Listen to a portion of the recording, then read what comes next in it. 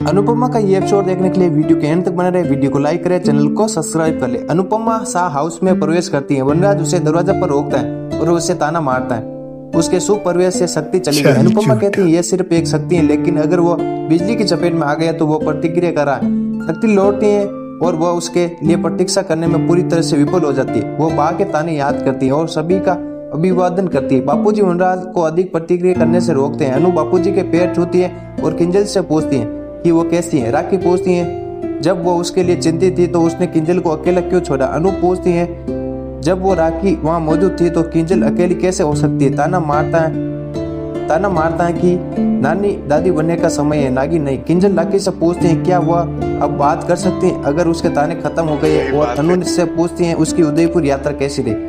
अनु कहती है यह बहुत अच्छा था, अनुज को लगातार जरूरत थी। बापूजी समर को अनु की ट्रॉफी लाने के लिए कहते हैं, उसे अनु को सौंप देते हैं।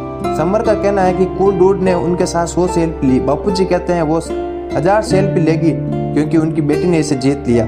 ट्रॉफी और थैंक्स बोर्ड देखकर अनु उत्साहित हो जाती है। समर अनु को पाकी के स्कूल में उसकी पहली ट्रॉफी जीतने की याद दिलाता है। वनराज के अशिष्ट व्यवहार को याद करते हुए बापूजी कहते हैं ट्रॉफी का सम्मान नहीं किया गया, लेकिन इस ट्रॉफी का सम्मान किया जाना चाहिए।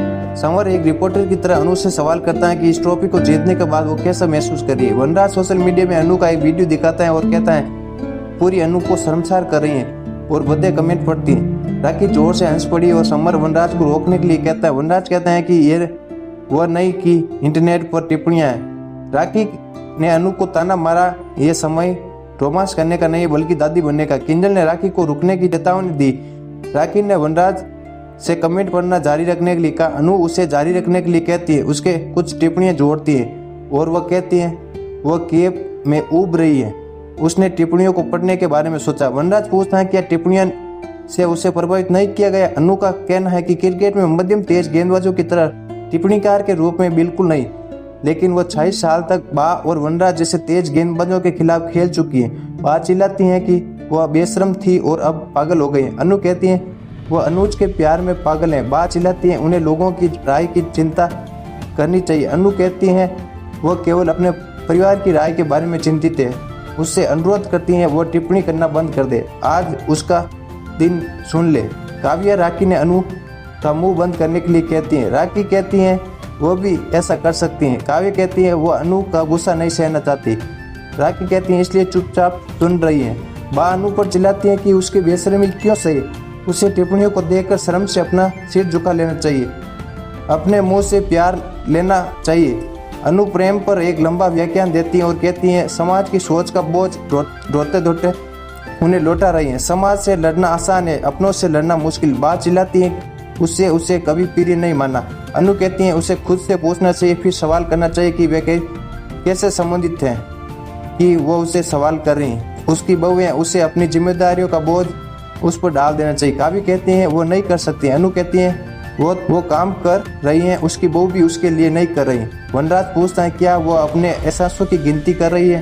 अनु कहती है वो बा के लिए अपने प्यार को गिन रही है। अगर बा ने उसके लिए पहले बात की होती तो उसका जीवन ऐसा नहीं होता। वनराज ने किया भद्दा कमेंट। अनु उसे चेतावनी देती है वह बहुत नीचे गिरना बंद करे और उसे अनुज का व्यापार में चुनौती दी और उनके बच्चों को उनके खिलाफ इस्तेमाल ना करे। फिर वो अपने बच्चों को तोसू और पाकी से कहती हैं कि वो उसके लिए जीवन व्यतीत करती हैं, उसके लिए सभी कड़वी टिप्पणियों को सहती हैं।